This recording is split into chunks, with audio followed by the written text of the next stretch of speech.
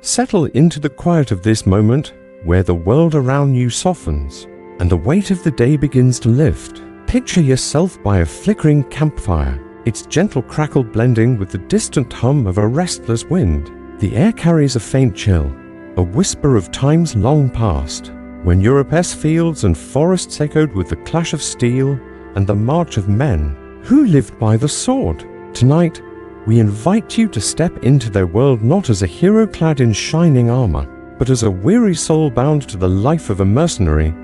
These were no knights sworn to chivalry.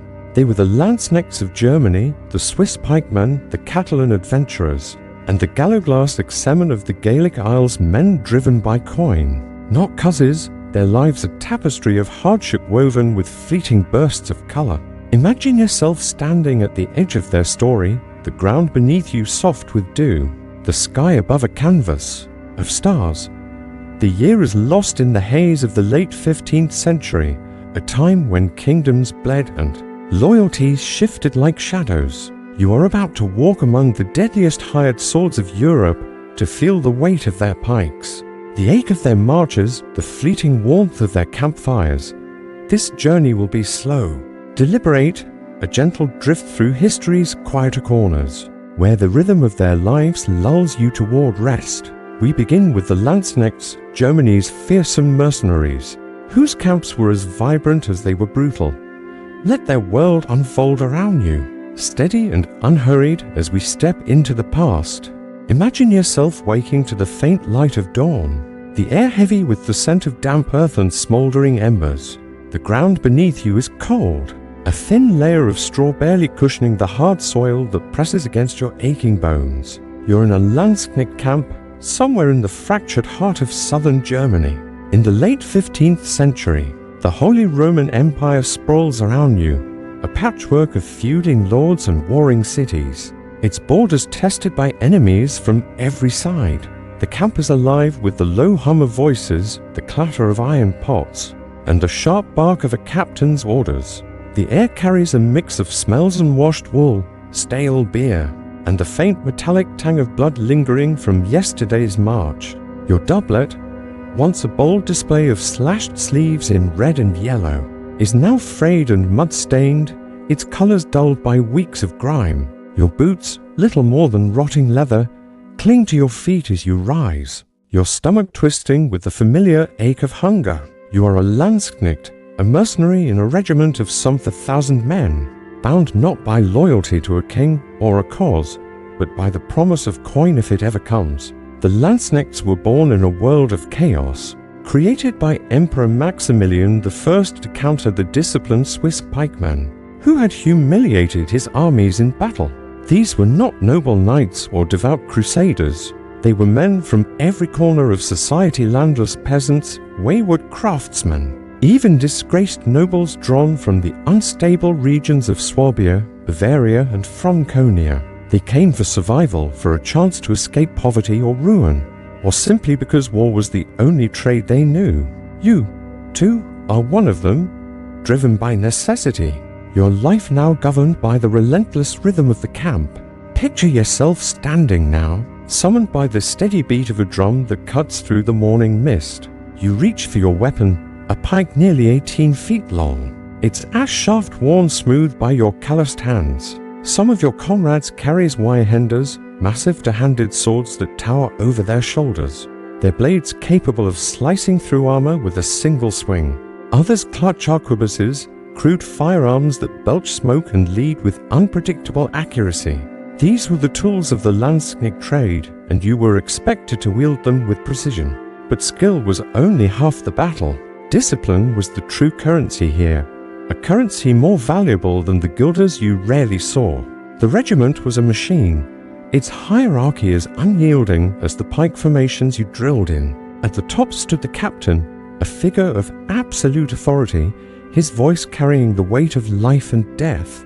Below him were lieutenants and sergeants, men who enforced his will with barbed commands and, when necessary, the lash. The Doppelsoldner, the double-paid elite, held a place of honor, earning twice the wage for their willingness to stand in the front ranks, where the enemy's charge hit hardest. You, however, are likely a common Landsknecht, your pay a meager for guilders a month, if it arrived at all. Often, months passed without coin, the paymaster's promises as empty as the wind. Survival meant scavenging, bartering, or when desperation took hold. Plundering the villages you passed through, those such acts carried risks of their own. Discipline was brutal, a constant presence that shaped every moment of your day. Step out of line, mutter a complaint, linger too long at a task, or question an order, and the consequences were immediate. A flogging was the lightest punishment, the leather whip cracking against bare skin as the camp watched in silence. More severe offences, like theft from a comrade or insubordination, could earn you a public beating or worse. Desertion was the gravest sin. Try to flee, and you'd face the noose or the executioner's blade. Your fate sealed before the assembled regiment as a lesson to all. Imagine standing in that crowd, the air thick with tension, as a man you'd shared bread with was led to the scaffold. His crime, a moment of weakness, a desperate bid for freedom. The rope tightened, the crowd hushed, and the rhythm of the camp resumed, as if nothing had happened. Your days were a grueling cycle of marching, drilling, and waiting for battle. Picture yourself hoisting your gear, some 50 pounds of weapons, armor, and supplies onto your shoulders as the regiment set out. The Landsknechts were known for their mobility, covering up to 20 miles a day, but each step was a test of endurance. The roads, if you could call them that, were often little more than muddy tracks, churned into quagmires by rain or the passage of thousands of boots. Your feet sank into the earth, the mud clinging to your legs, while the sun beat down or the rain soaked you through. At night, you collapsed onto a bedroll, if you had one, or directly onto the ground, the stars above offering little comfort against the ache in your bones. Food was a constant struggle, a shadow that hung over every march. Rations, when they came, were meager, a loaf of coarse rye bread, hard as stone, or a thin gruel made from barley or peas. On rare days, you might receive a sliver of salted pork, its fat glistening in the firelight. But supplies were unreliable, especially on long campaigns. The baggage train, guarded by camp followers and pack animals, often lagged behind or fell prey to bandits. You learned to forage, scouring the countryside for anything edible, wild roots, bitter herbs, or, if you were lucky, a stolen hen from a nearby village. Such acts were dangerous. Plundering without the captain's permission could earn you a flogging or worse. Yet hunger was a cruel master, and the line between survival and crime was razor thin. Disease was an even greater enemy than hunger. The camp was a breeding ground for sickness. The air thick with the stench of refuse and unwashed bodies. Clean water was a rarity. You drank from streams or puddles, knowing they might carry the seeds of your undoing. Dysentery swept through the ranks, leaving men doubled over in agony. Typhus followed, its fever claiming dozens at a time. The plague, when it struck, was a spectre of dread, its victims marked by swollen sores and shallow breaths. Imagine yourself stepping over a fallen comrade, his body left by the roadside as the regiment marched on. The surgeons were no comfort, their tools crude and their knowledge limited to cauterizing wounds or sawing off limbs. A cut from a rusty blade could fester, turning a strong man into a corpse within days. Yet, amidst this hardship, the Landsknechts were a spectacle. Their clothing was a riot of color, a defiant contrast to the grim reality of their lives. Picture yourself in a doublet of crimson and gold, its sleeves slashed to reveal glimpses of white linen beneath, paired with striped hose in green and blue. The style was deliberate, a way to stand out on the battlefield and in the eyes of those who hired you. The bright fabrics, adorned with ribbons and feathers, gave the illusion of wealth, but the truth was far less glamorous. Your doublet was patched, its colors fading with each march, and your hose were often torn, mended with whatever thread the camp followers could spare. Armor, if you had any, was simple: a breastplate, a padded jack, or perhaps just a steel cap offering scarred protection against the chaos of battle. The Landsknechts' tactics were as striking as their appearance. Imagine yourself in a pike square, a formation of 400 men, standing shoulder to shoulder, your pike held steady. The front ranks angled their weapons low, ready to impale charging cavalry. while those behind raised theirs high, creating a bristling wall of steel. In the center, arquebusiers fired their weapons, the air filling with the sharp crack of gunpowder and clouds of acrid smoke. The Doppelsultner prowled the edges, their Zweihanders flashing as they cut down any enemy who breached the square. It was a machine of war, precise and relentless, but it demanded absolute discipline. A single misstep a pike held too low, a man out of position could unravel the formation, leaving you vulnerable to the enemy's charge. Battle was a harrowing experience, though we'll focus on the weight of it, not the bloodshed itself. Picture the ground trembling under the hooves of approaching cavalry, the air thick with the shouts of men and the clash of steel. You gripped your pike, your heart pounding, knowing that survival depended on holding the line. The enemy might be knights in polished armor, rival mercenaries, or peasant levies, but to you, they were simply the next obstacle between you and your next meal. When the fighting ended, the field was a somber tableau, littered with fallen men and broken weapons. You moved among them, gathering what plunder you could: a dagger, a coin purse, a pair of boots less worn than your own before the regiment marched on. Despite the hardship, there were moments of camaraderie that broke the monotony. Around a campfire, you shared stories with men from across Germany, tales of villages left behind, of battles fought, of dreams that seemed further away with each march. The camp followers, women and children who trailed the regiment, were part of this fragile community. They cooked what little food there was, mended torn clothing, and sometimes offered a fleeting sense of home. A woman might hand you a bowl of thin stew, her hands as calloused as your own, her eyes carrying the same weariness. These moments were brief, overshadowed by the constant threat of betrayal or ambush. Trust was a rare commodity, and you learned to guard it closely. The rhythm of this life was both your burden and your anchor. You marched, you drilled, you fought, and you survived or you didn't. The promise of pay kept you moving, but it was a promise often broken. When coin did come, it vanished quickly, spent on food, on ale, on a night's warmth in a tavern. The towns you passed through were wary of you, their gates barred until the captain negotiated passage. To them, you were a necessary evil, a band of killers who brought both protection and peril. Imagine yourself now, lying on that cold ground, the camp quiet save for the occasional cough or rustle. The stars above are distant, their light offering no warmth. Your body aches from the day's march, your stomach is never quite full, and the weight of tomorrow's orders presses on your mind. This was the life of a Landsknecht, a life of relentless hardship, bound by discipline, colored by fleeting moments of defiance in their bright clothing and grim camaraderie. You wouldn't last a day, not for lack of strength, but because their world demanded a resilience that wore down even the hardest men. As we leave this camp behind, let the echoes of their drums fade into the distance. We'll turn now to the mountains of Switzerland, where another breed of mercenary forged their legend. With iron discipline and unyielding pikes, their story waits, steady and unhurried, ready to carry you further into the past. Imagine yourself high in the rugged Alps, where the air is sharp with the scent of pine and the distant bleating of goats echoes across rocky slopes. The year is the early 16th century, and you are no longer in the chaotic camps of the German Landsknechts. Instead, you stand among the Swiss, a people whose name became synonymous with unbreakable discipline and the terrifying advance of their pike walls. These were not men born to war, but shepherds and farmers from the mountain cantons, transformed by necessity into Europe's most sought-after mercenaries.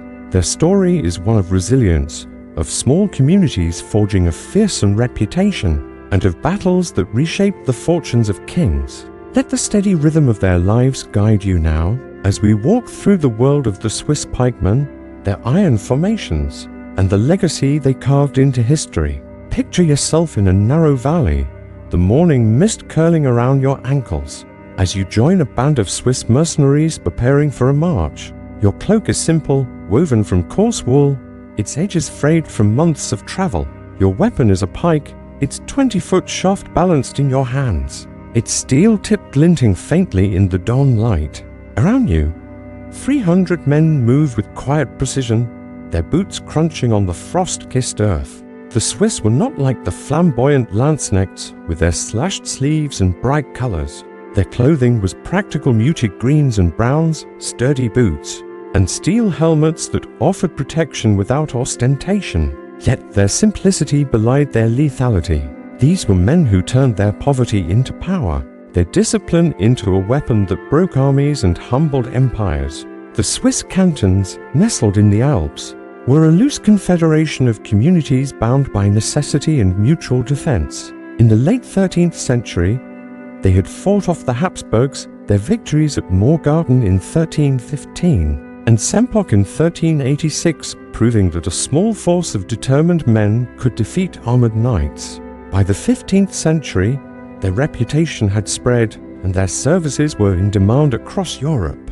Princes, dukes, and even the Pope sought Swiss mercenaries, not for their numbers, but for their ability to hold a line against overwhelming odds. Imagine yourself training with these men, your breath visible in the cold mountain air as you learn the art of the pike square. The formation was deceptively simple, a tight block of men, pikes extended in all directions, moving as one.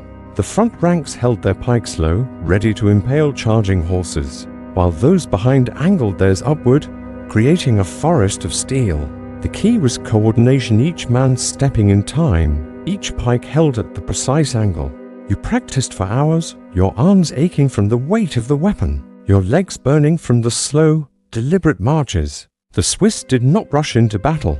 Their advance was methodical, a steady drumbeat of boots and pikes that unnerved their enemies. The psychological weight of their approach was as deadly as their weapons. The sight of an unbroken wall of pikes moving relentlessly forward enough to make even seasoned warriors falter. The Swiss rose to prominence during the Burgundian Wars, a series of conflicts in the 1470s that pitted them against Charles the Bold, Duke of Burgundy. At the Battle of Morat in 1476, their pike squares crushed Charles's army, a victory that cemented their reputation. Picture yourself there, standing in the third rank, your pike steady as the Burgundian cavalry charges. The ground shakes, the air fills with the thunder of hooves, but you hold your place, trusting the men beside you. The enemy breaks against your formation, their horses impaled, their ranks scattered. It was not a moment of triumph, but of grim necessity. Survival meant holding the line, no matter the cost. By the late 15th century, the Swiss held a near monopoly on mercenary service, their services commanding high prices from France to Italy. But their dominance was not without rivals. The German Landsknechts, trained to mimic their tactics, became fierce competitors, their battles often pitting pike square against pike square in a brutal test of discipline. One such clash was the Battle of Novara in 1513, a moment of Swiss triumph. Imagine yourself in that fight, the air thick with dust and a sharp crack of arquebuses. The Milanese army, backed by Landsknechts, faced your formation, but the Swiss held firm, their slow advance breaking the enemy's resolve. The victory was a testament to their training, their ability to move as one, their pikes a wall that no cavalry could breach. Yet, even the Swiss were not invincible. Their dominance began to wane at the Battle of Bicocca in 1522, a defeat that marked the decline of their supremacy. Picture yourself in the doomed march, the ground soft with recent rain. As you advance toward a fortified Spanish position, the enemy's arquebuses fire in volleys, the lead shot tearing through your ranks. The pike square, once unbreakable, falters under the weight of gunpowder, a new force in warfare that the Swiss have not fully adapted to. The defeat was a somber lesson, a reminder that even the most disciplined warriors could be undone by changing times. Yet, one legacy of the Swiss endures to this day: the Swiss Guard of the Vatican. Formed in 1506 by Pope Julius II, these men were chosen for their loyalty and skill. Their most famous moment came in 1527, during the sack of Rome, when 147 Swiss guards made a last stand to protect Pope Clement VII. Imagine yourself among them, standing in the shadow of St. Peter's Basilica, your pike gripped tightly as the enemy surges forward. The air is filled with the clash of steel and the cries of men, but you hold your ground, knowing that retreat is not an option. The Guards' sacrifice allowed the Pope to escape, their loyalty etched into history. The Swiss were not just warriors, they were a culture shaped by their environment. Their mountain homes were harsh, the winters long and unforgiving. Farming was a struggle, the rocky soil yielding just enough to survive. This hardship bred resilience, a quality that defined their soldiers. Imagine yourself in a small canton village, the houses built of stone and timber, the air smelling of wood smoke and fresh hay.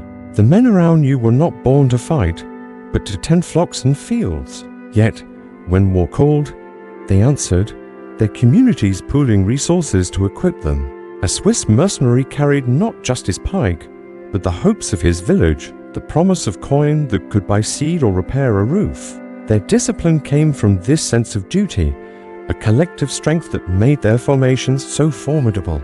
The Swiss also brought their culture to the battlefield. Their camps were orderly, their meals simple but communal: bread, cheese, and a thin broth shared around a fire. Imagine yourself sitting there, the warmth of the flames a brief respite from the cold. You listen to the low hum of conversation, the men speaking in their clipped dialects, sharing stories of home or jesting about the day's march. Music was a part of their lives, the sound of fifes and drums guiding their formations, the melodies lingering in the evening air. These moments of camaraderie were fleeting, but they bound the men together, a reminder of the homes they fought to return to. The Swiss were not without their flaws. Their insistence on traditional tactics made them slow to adapt to gunpowder, a weakness that cost them at Bicocca. Their pride could border on arrogance, their refusal to retreat often leading to heavy losses. Yet, their reputation endured, their name a byword for reliability. Imagine yourself marching back to your canton after a campaign, your purse heavy with coin, your body weary but whole. The mountains rise around you, their peaks a familiar comfort. You are not a hero, but a survivor. Your life shaped by the steady rhythm of the pike square and the unbreakable bond of your comrades. As we leave the Alps behind, let the echo of their drums fade, carrying you toward the next chapter of our journey. The Mediterranean awaits, where the Catalan Company forged a different kind of legacy, one of ambition, betrayal, and a kingdom seized by the sword. Their story is ready to unfold, steady and unhurried as we drift further into the past. Picture yourself standing on the sun-scorched deck of a ship, the salty tang of the Mediterranean Sea mingling with the faint scent of pine, and dust carried on the breeze. It's the early 14th century, and you've left behind the cold mountains of Switzerland and the muddy camps of the German Landsknechts. Now, you're in the heart of the Byzantine Empire, near the glittering walls of Constantinople, where the air hums with the promise of wealth and the shadow of betrayal. You are part of the Catalan Company, a band of mercenaries whose name would become a legend, not for their loyalty, but for their audacity, a group of hired swords who turned on their masters and carved out a kingdom of their own. Your cloak is tattered, its once rich red faded to a dusty rose, and your sword hangs heavy at your side, its blade nicked from countless skirmishes. Around you, the men speak in the lilting cadence of Catalan, their voices low but tinged with the restless energy of those who live by the edge of their blades. The Catalan Company was born in the aftermath of a bitter conflict, the War of the Sicilian Vespers, which erupted in 1282 when the people of Sicily rebelled against French rule.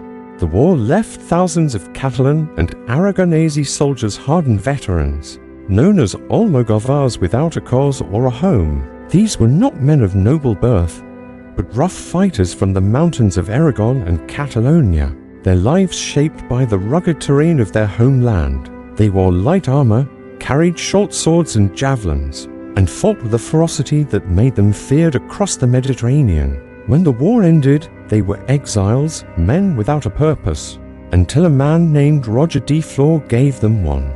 Imagine yourself meeting Roger, a figure as charismatic as he was cunning. A former Templar knight turned mercenary captain, he was a man of boundless ambition, his eyes always fixed on the next opportunity. In 1302, he gathered these displaced warriors and offered their services to the Byzantine Emperor Andronikos II, who was desperate for soldiers to fight the encroaching Turks. The emperor's coffers were deep, and Roger's promises were bold victory, plunder, and a chance to reclaim lost glory. You joined the company, perhaps drawn by the promise of coin or the hope of a new beginning. The journey to Constantinople was long. The sea a restless expanse of blue that rocked the ship's day and night. Imagine yourself on that voyage. The creak of the timbers and the snap of the sails a constant rhythm in your ears. You shared cramped quarters with men from Barcelona, Valencia, and the rugged hills of Aragon, their stories of past battles mingling with the salt air. When you arrived in Constantinople, the city was a marvel.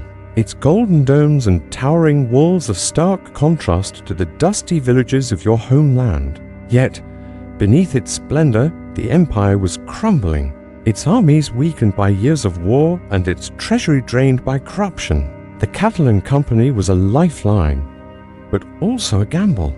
The Byzantines saw you as barbarians, useful but dangerous, and the feeling was mutual. Your first task was to fight the Turks, whose raids had ravaged the empire's eastern borders. Imagine yourself marching across the Anatolian plains, the sun blazing overhead, the ground cracked and dry beneath your boots. The Almogovars were not like the disciplined Swiss or the flamboyant Landsknechts. Their tactics were fluid, almost primal, swift charges, ambushes, and a relentless ferocity that overwhelmed their enemies. You carried a short sword and two javelins, their tips glinting as you hurled them into the ranks of Turkish cavalry. The battles were chaotic, the air filled with the clash of steel and the cries of men, but the company's victories were undeniable. Town after town fell to your blades, the Turks pushed back, and the emperor's gratitude came in the form of gold and promises of more. Yet, the seeds of betrayal were sown early.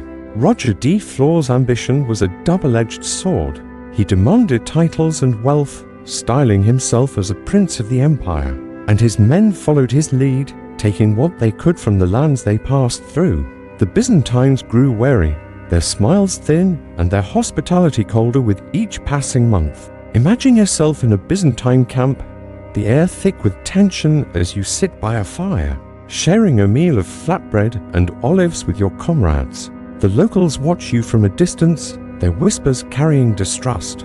You sense the shift, the way their hands linger near their weapons, but you have no choice but to march on.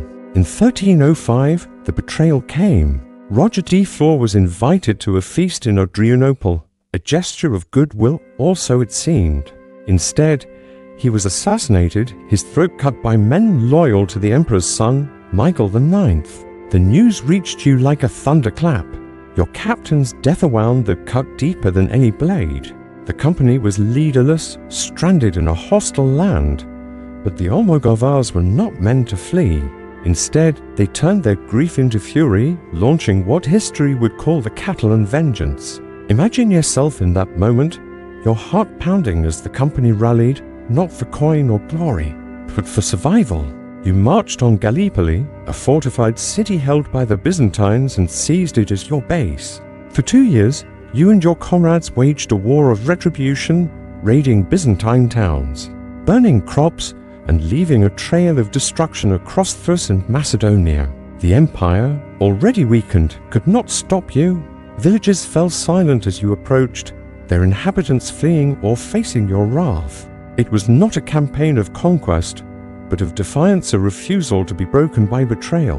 The Catalan vengeance was a grim chapter, its cost measured in lives and ash, but it set the stage for something greater. By 1311, the company had turned its sights on Greece, where the Duchy of Athens lay vulnerable. Imagine yourself crossing the rugged hills of Thessaly, the air heavy with the scent of wild thyme and dust. The company, now led by new captains, descended on the duchy, defeating its Frankish rulers at the Battle of Hamiros. The victory was swift, the fields left quiet under the weight of the fallen. You stood among the victors, your sword still in hand, as the company claimed the duchy as its own. For nearly 7 decades, the Catalans ruled Athens, blending their traditions with those of the Greeks they governed. Imagine yourself walking the streets of Athens, its ancient stones warmed by the Mediterranean sun. The company's rule was the strange fusion of culture's Catalan feasts of roasted lamb, and wine shared in halls decorated with Byzantine mosaics. Catalan law administered alongside Greek customs. You attended Mass in churches where the chants were in Latin, not Greek, and you heard the clink of Catalan coins in the markets, their designs a reminder of your distant homeland. Yet, the company's rule was not without challenges. The Greeks, proud of their heritage, chafed under foreign rule, and rival powers Venetians, Genoese and Turks circled like vultures. Imagine yourself standing guard on the walls of Athens, the night air cooled against your skin as you watch for signs of an approaching enemy. The company's grip on the duchy was strong, but it was never secure. Over time, internal divisions and external pressures began to erode their power. By the late 14th century, the Catalan Company's rule in Athens faded, their legacy absorbed into the shifting tides of Mediterranean politics. The decline of the company is shrouded in mystery, its final days less a dramatic fall than a slow dissolution. Some say the Catalans were undone by their own ambition, their leaders quarreling over power and wealth. Others point to the rise of the Ottoman Turks, whose armies overwhelmed the fragmented states of Greece. Imagine yourself as one of the last of the company, your armor dented, your comrades fewer with each passing year. You might have returned to Catalonia, your purse heavy with coin, but your heart heavy with memories of a kingdom lost. Or perhaps you stayed, blending into the Greek countryside, your Catalan name forgotten in the villages where you settled. The company's legacy was not in stone or gold, but in the stories told by those who remembered their audacity, a band of exiles, who turned betrayal into conquest. Their culture was a blend of the rugged and the refined, their Almogovar roots tempered by the sophistication of the Byzantine world. Imagine yourself at a feast in one of their camps, the air filled with the scent of roasted meat and the sound of lutes playing melodies that echoed both Aragon and Constantinople.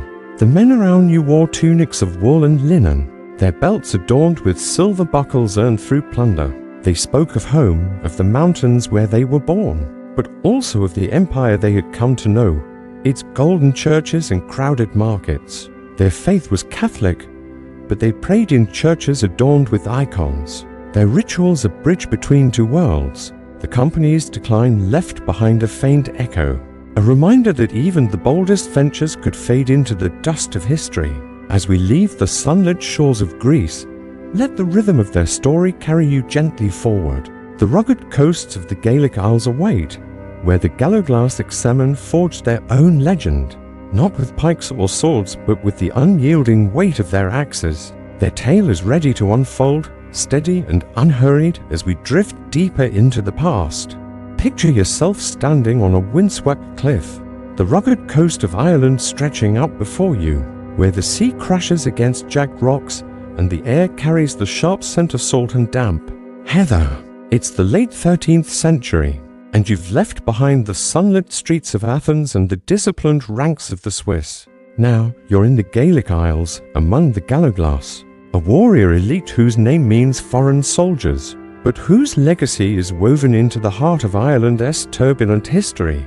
You're clad in a heavy woolen cloak, its edges frayed from the relentless wind, and at your side hangs a massive Dane axe, its broad blade gleaming faintly in the mist. Around you, towering men with weathered faces and Norse Gaelic blood speak in a lilting mix of Gaelic and Norse, their voices low but resonant, like the rumble of distant thunder. These are the Gallowglass, descendants of Norse settlers and Celtic clans, men who fought not for flags or ideals but for kin, coin, and the fierce loyalty that bound them to Ireland's chieftains. Imagine yourself among them, your boots sinking into the soft, peaty earth as you prepare for a march through the rolling hills of Ulster. The Gallowglass were born from the intermarriage of Norse Vikings and Celtic Gaels, their roots tracing back to the Hebrides and the western Isles of Scotland, where Norse longships once carved paths through stormy seas.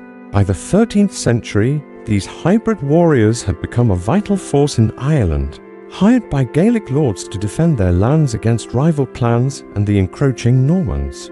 Unlike the Landsknechts or Swiss, the Gallowglass were not a sprawling regiment but a select cadre, each man a highly trained fighter supported by squires and kin. their loyalty a currency stronger than gold.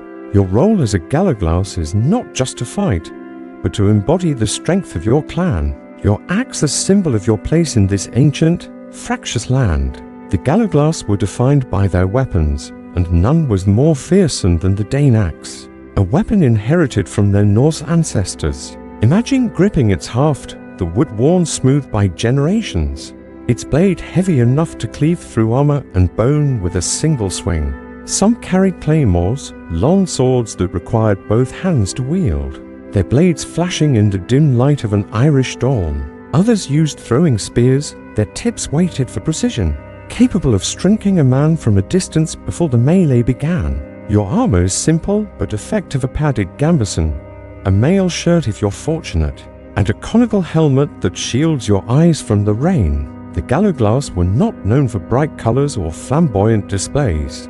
Their presence was their statement, their towering frames and grim determination enough to unsettle any foe.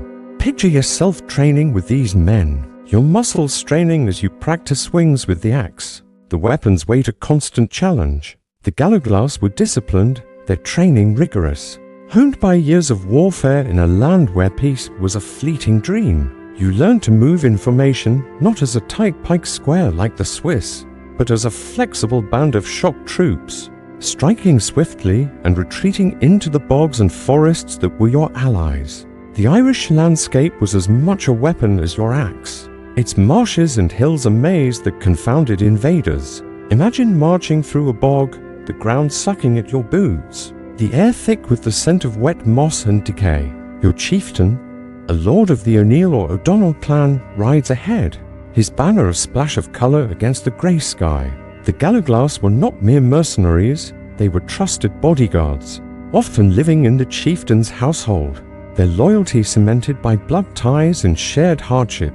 Your life is tied to his, your axe raised in his defense, your fate bound to his fortunes. The Gallowglass played a crucial role in repelling the Norman invasions. That began in the 12th century, when the Normans landed. Their heavy cavalry and stone castles threatened to overrun the Gaelic lords. But the Gallowglass were a counterforce, their axes and spears a match for armored knights. Imagine yourself at the Battle of Connaught in 1315, part of the Irish resistance against the Normans during the Bruce invasion. The air is thick with mist and the clash of steel as you charge alongside your comrades, your axe swinging in wide arcs, the enemy faltering under your onslaught. The Normans, accustomed to dominating open fields, struggle in the uneven terrain, their horses mired in the mud. The victory is not just a battle won, but a statement the Gallowglass are a force to be feared, their loyalty to their chieftains unshakable. Yet, life as a Gallowglass was not all battle. Imagine yourself in a chieftain's hall, the air warm with the scent of burning peat and roasted meat. The hall is a place of feasting and storytelling, where bards sing of ancient heroes and the deeds of your ancestors. You share a meal of mutton and oat cakes washed down with ale.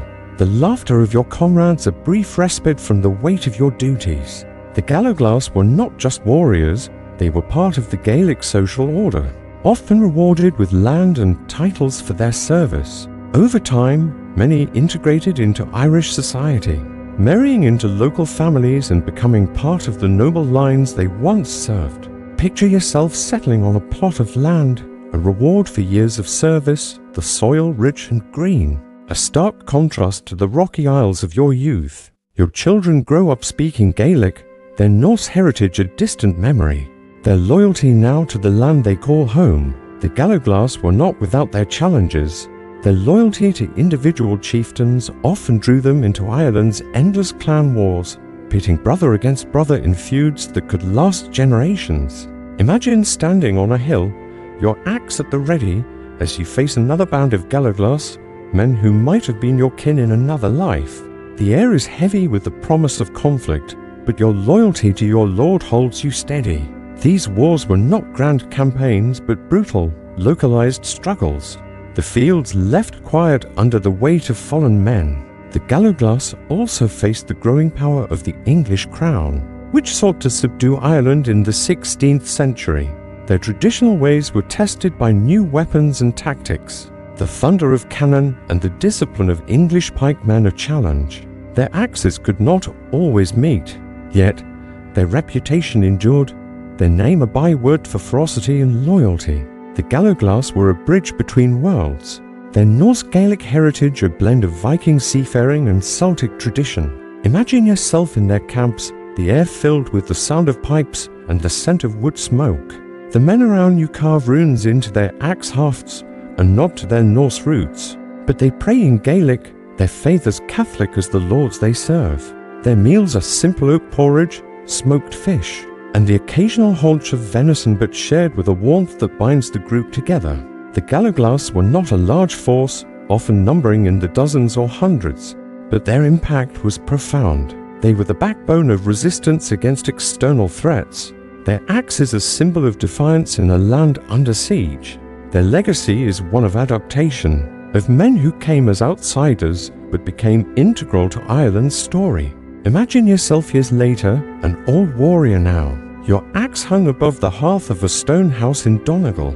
The wars have changed, the English presence growing stronger, but you tell stories of the Gallowglass to your grandchildren, tales of battles fought and lords served. Your voice carries the weight of those years, but also a quiet pride in the life you've lived. The Gallowglass faded as Ireland's wars shifted, their role diminished by the rise of gunpowder and centralized armies, but their name lingers in the songs and stories of the Gaelic Isles. As we leave these misty shores, let the rhythm of their axes fade into the background, like the receding tide. Our journey through the world of mercenaries is nearly complete, but a final reflection awaits, one that will tie their lives to the present and guide you gently toward rest. Let the winds of the Gaelic Isles fade now, their salt and heather giving way to the quiet of this moment. Imagine yourself seated by a dying fire, its embers glowing softly, casting a gentle warmth against the cool night air. The stories of Europe's mercenaries, the Landsknechts with their tattered banners, the Swiss with their unyielding pikes, the Catalans who seized a kingdom, and the Gallowglass with their thunderous axes linger like the faint echo of a drumbeat, steady and distant. These were men bound not by honor or homeland, but by the weight of survival. There lives a tapestry of hardship, loyalty, and fleeting moments of camaraderie. As you sit here, the world feels far removed from their muddy camps and blood-soaked fields. Yet their struggles whisper a truth that resonates even now. Life, in any age, is a balance of endurance and hope. Picture yourself reflecting on their world where every step was a test, every coin a promise rarely kept. The Landsknechts marched through Germany's fractured lands, their bright clothing a defiant mask over lives of hunger and discipline. The Swiss, born of mountain villages, turned their poverty into a weapon, their pike squares a testament to the power of unity. The Catalan Company, forged in exile, transformed betrayal into conquest, leaving their mark on the sunlit hills of Greece. And the Gallowglass, outsiders who became Ireland's shield, wove their Norse and Gaelic roots into a legacy of loyalty. Each group, so different in their origins, shared a common thread, a life shaped by the rhythm of war, where survival demanded resilience beyond what most could bear. Now, imagine the contrast with your own surroundings, the softness of your bed, the quiet of your room, the absence of a captain's barked orders or the weight of a pike in your hands. The mercenaries' world was one of constant motion, of camps struck and pitched again, of battles fought for masters who might never pay. Their nights were spent on damp earth, their days under the threat of disease or death. Yet, within that hardship, there were moments of connection, stories shared around a fire, a song sung in a foreign tongue, a fleeting laugh that broke the silence. These moments, small as they were, gave their lives a rhythm, a pulse that carried them through the darkness. As you let these images settle, consider what their lives teach us. The mercenaries were not heroes in the way we might imagine, clad in shining armor or driven by noble causes. They were ordinary men, peasants, shepherds, exiles thrust into extraordinary circumstances. Their choices shaped by necessity. Their resilience was not born of courage alone, but of the quiet determination to face another day, to march another mile, to hold the line one more time. In their world, survival was a victory and each dawn a small miracle. That resilience, though forged in a distant past, echoes in the challenges we face today, where perseverance often means simply moving forward, step by steady step. The fire before you is nearly out now, its last embers fading into ash. Let the weight of their story slip away, like smoke rising into the night. You've walked through their camps, felt the ache of their marches, and heard the clatter of their weapons. Now you're here in the present, where the air is calm and the world is still. The mercenaries' lives were a storm of hardship, but yours need not be. Their struggles are a distant memory, a tale told to guide you gently toward rest. As you close your eyes, let the rhythm of their lives, their steps, their songs, their quiet moments of hope carry you into a place of peace. The past is behind you, the present is soft and warm, and sleep is waiting, ready to cradle you in its embrace. Good night.